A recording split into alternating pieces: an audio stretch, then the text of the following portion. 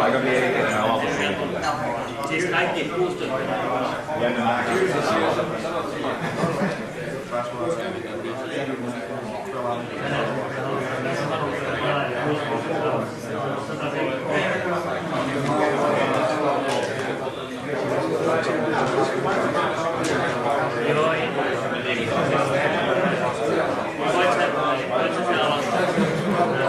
Tervetuloa kaikille. Toivottavasti kaikki on kondiksessa. Me ainakin ollaan Jannen kanssa huikeassa iskussa.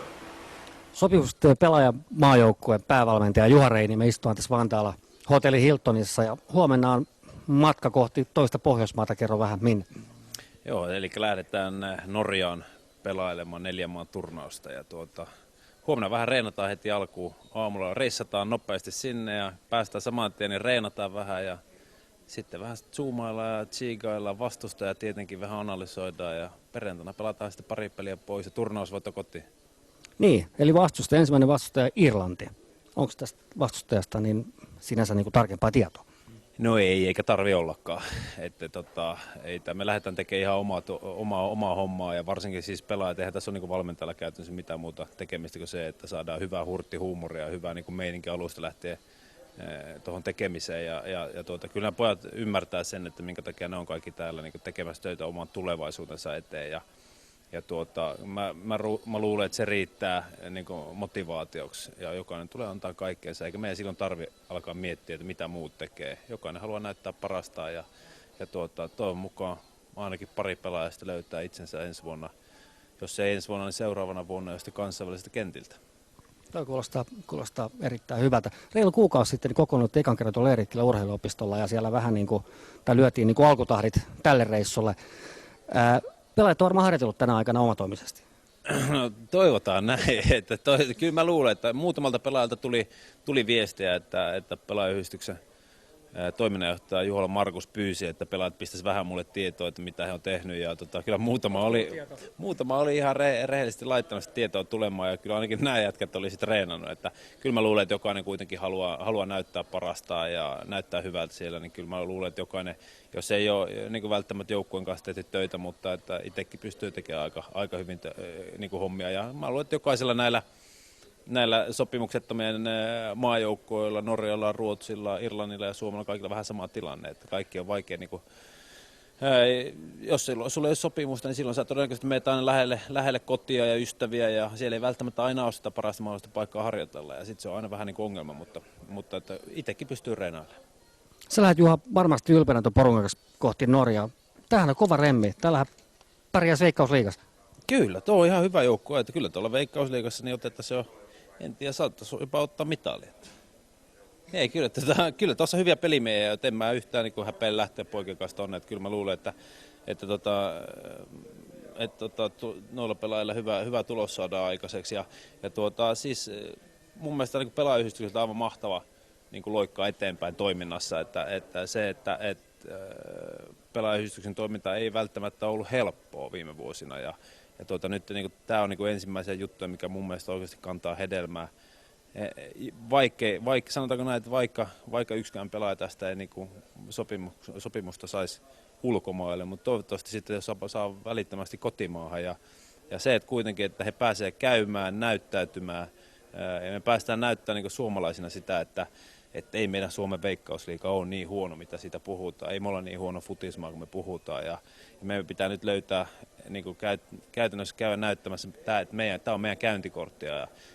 Näissä maissa, ainakin näissä 3 muussa maassa, niin ymmärretään sen jälkeen, että me tehdään myös ammattimaisesti hommia. Ja meiltä löytyy ammattimaisuutta ja osaamista. Siinä suhteessa mä lähden tosi ylpeästi näiden poikien kanssa mukaan. Sopimukset jo pelaajan maajoukkueen Norjan turnaus lähestyy ja mulla on tässä vieraina niin Patrik Rikama ja Jani Berg, tervetuloa. Juteltiin viimeksi reilu kuukausi tuolla Eerikkilän urheiluopistolla. Patrik, ihan ensimmäisenä, onko kunnossa pidetty joulukin yli huolta?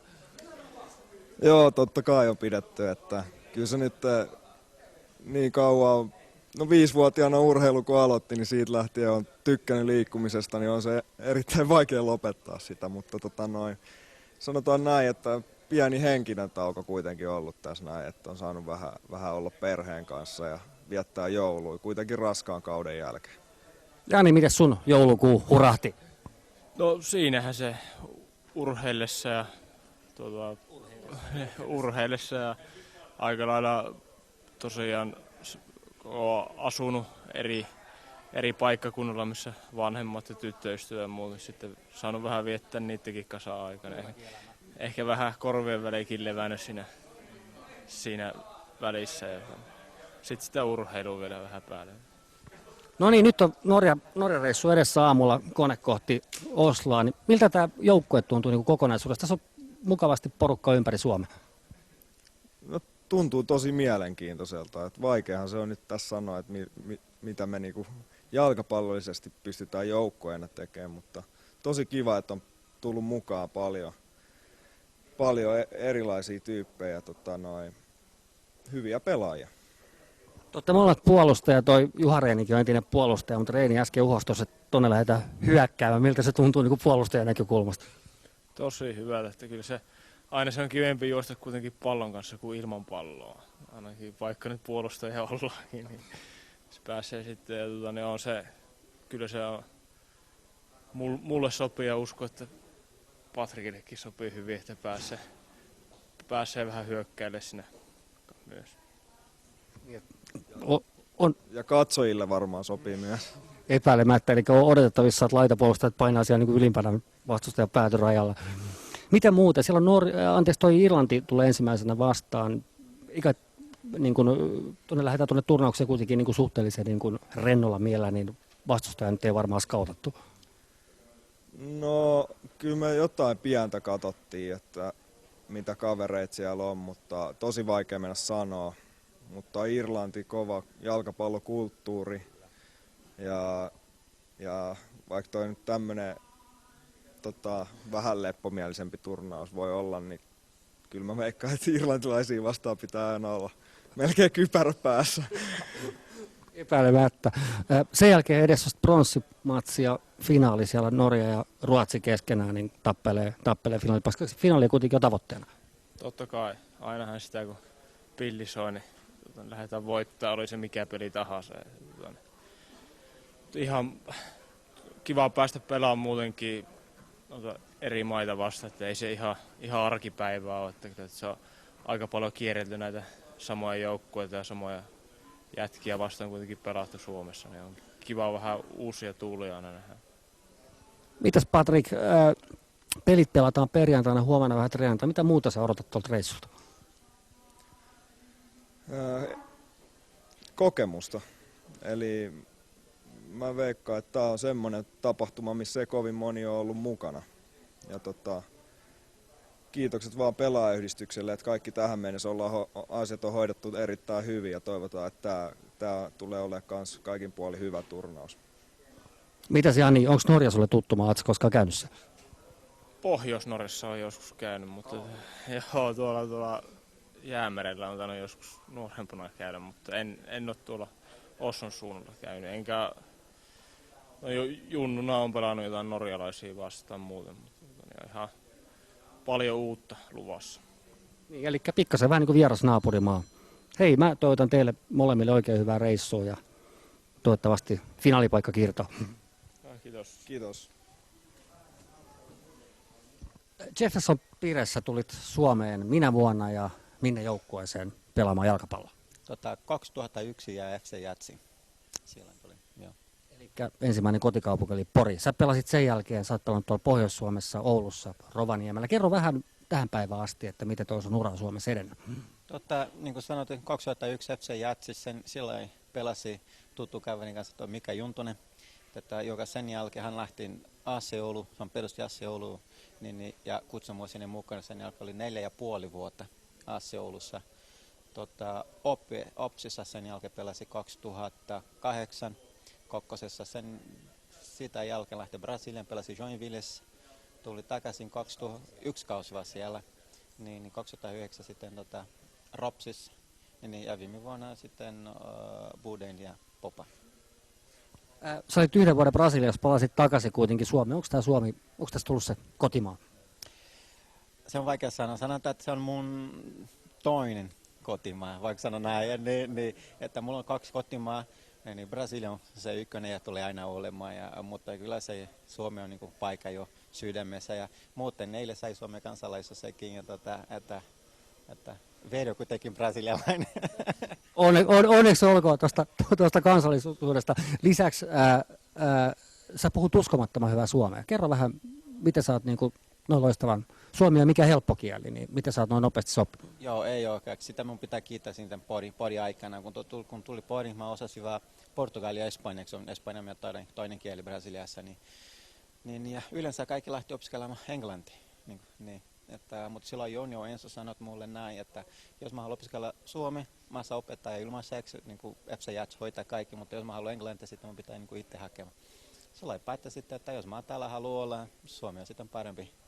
Ne voitti opettaja mulle, että se oli niin kuin Espanja, Suomi, Espanja, opiskelu joka päivä tunti, niin 6 kertaa viikossa ja sitä lähti.